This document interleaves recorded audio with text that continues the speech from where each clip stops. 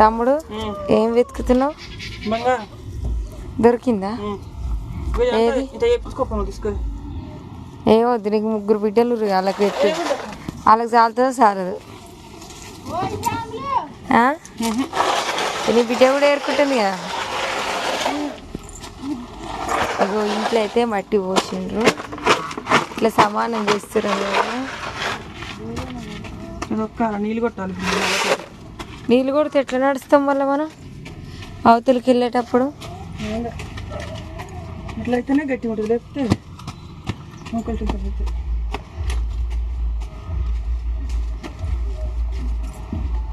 ఇగో మా గుడిసె ఎట్లుందో చూసేయండి. మరి ఇంతకుముందుకైతే అక్కడి వరకు ఉండేదా, ఇప్పుడైతే కొత్తగా మట్టి పోసినాక అయితే కొత్తగా వేసినాం అనమాట.